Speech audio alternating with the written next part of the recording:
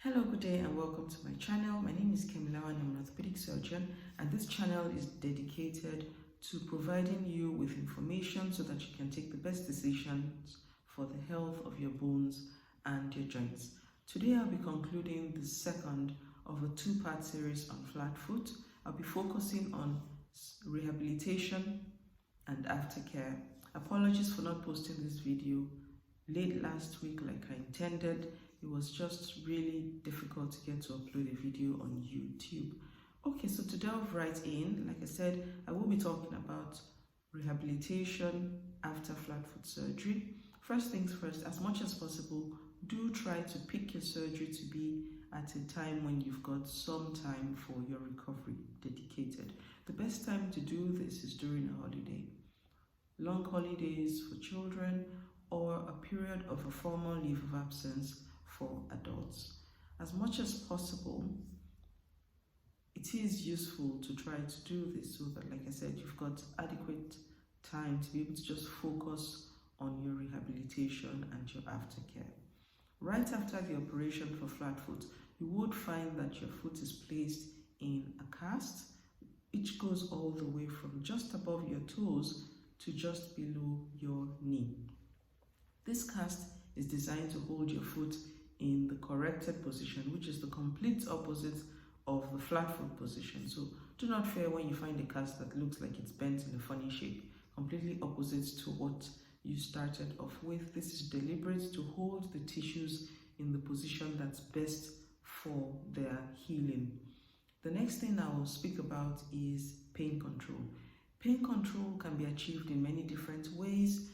Often we would use a combination of intravenous, medications and oral medications, as tablets or syrups based on your age. We also sometimes use things like suppositories, and for some patients as well, there is the option of having the anesthetist give you a little bit of medication as well to help with the pain control using regional techniques. Now, all of these are things that will be pre-discussed, but the important thing is for you to note that we do not want you to have undue pain after your surgery.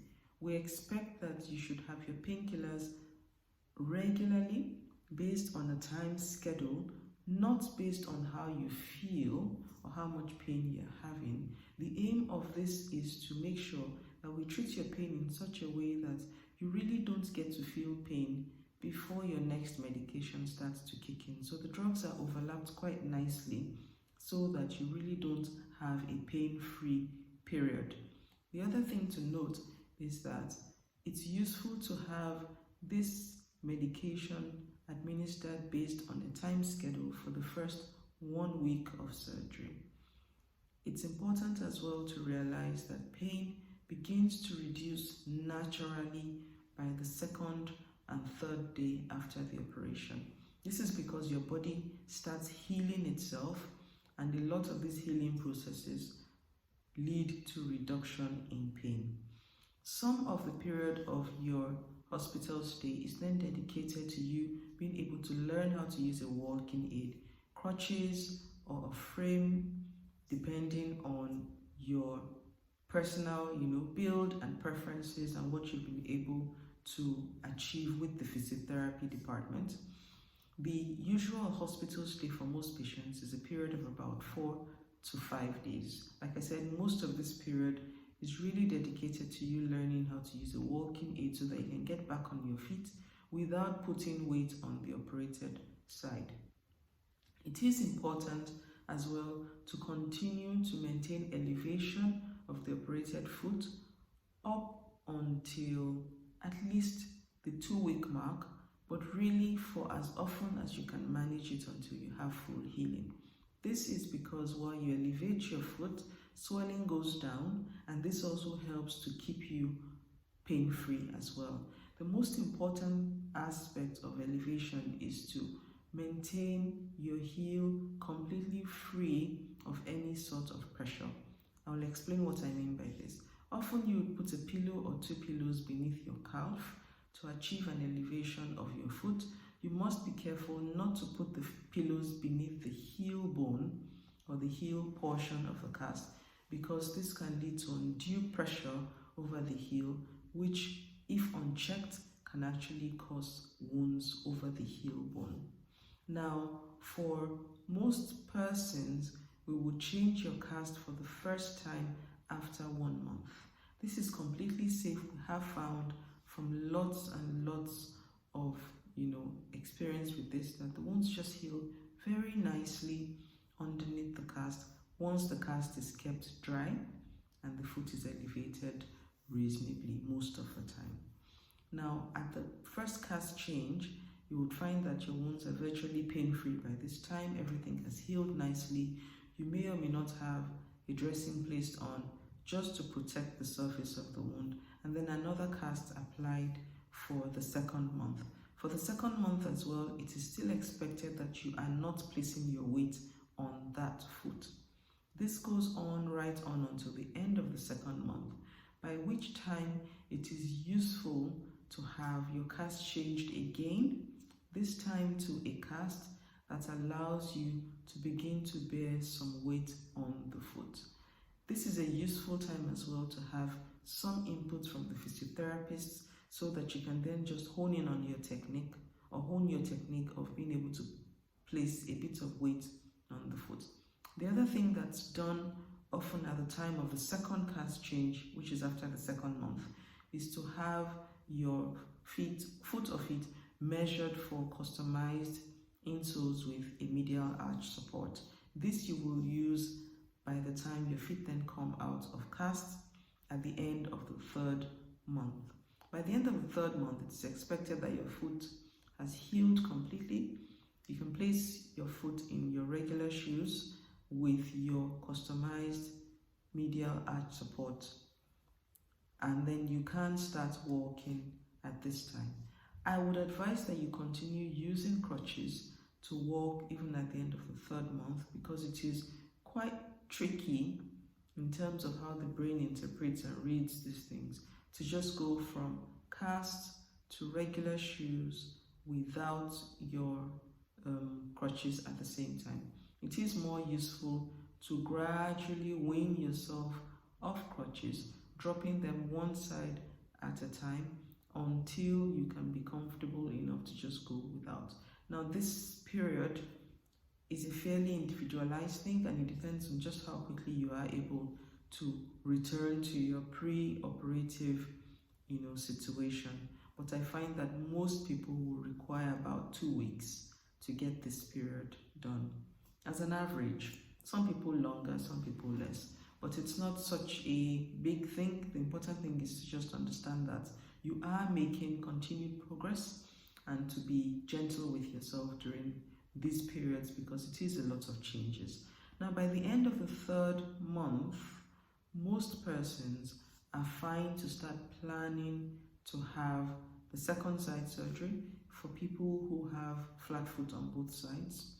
Often, like I said before, for children, the second side is then again planned for a holiday period, and often this works really well because it gives you just a nice period of recovery before you can have the second side. I find that for most of my patients, by the time they're having the second side surgery, recovery is a lot quicker, and most people are able to go home in as early as 2 days. Again, the post-operative process is the same. You'd have the first cast for the first month with the foot placed in the corrected position, the second cast for the second month with the foot placed in a normal walking position, but we do not put weight on the foot during this period, and then the third cast for the third month with the foot placed in a normal walking position, a cast strong enough to bear some weight, and this you can start putting your weight on. Again, you would have your arch supports customized and fitted for you between the second and the third cast, so that it's nice and ready by the time you are at the end of the third month. The rehabilitation is similar then. You would find that you probably are able to drop off your crutches a lot faster during the second side.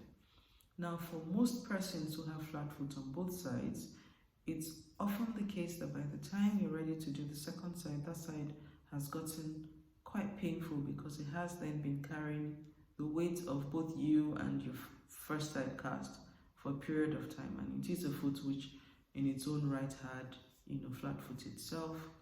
The good thing about flat foot surgery is that it would treat that pain almost as an immediate thing, and then the pain that is residual is just the pain of the operation, which, like I discussed before, goes down quite quickly because the healing process kicks in automatically once you have had an operation, and this progressively lessens, so that by the end of the first week most people are really very comfortable and able to go about their normal business just without putting their weight on the foot. Okay, so I do hope that this has been useful for you. I haven't covered all the different types of flat foot. I've just given something that's an average rehabilitation for the foot itself for people who have had flat foot surgery, children or adults. The rehabilitation is actually pretty much the same. Before I go, a few small things perhaps to add would be that yes, in the children's surgery we do have an extra wound right over just a bikini line incision, which is where we get the donor graft for the bony bits of the correction. This also heals just seamlessly as well, and while we teach that it tends to be a more painful wound, in my experience I haven't found that to be the case. Some of this is because the anesthetists are quite good where I work with giving you just a little bit of extra medication over that side, so that one is actually also kept very comfortable as well. The other thing to mention is that by the time you're going from your second to your third cast, you may have the option, depending on your type of flat foot and on your own preferences of course, you may have the option of going into a boot rather than a third cast. Many people would like the idea of a boot because yes, you can take this off to have a bath, have a shower. However, the boots are just a bit heavier than the cast, so it's something to think about and to discuss when that time comes. A boot is particularly useful for persons who have had pretty severe flat foot before the time of correction and who require that extra support, because the boots are actually quite sturdy to allow them to walk on while they then have surgery to the second side. Okay, so I do hope this has been useful. Please feel free to drop a like, share, leave a comment, and if you have any questions I will try to get to them, and I'll see you in my next video.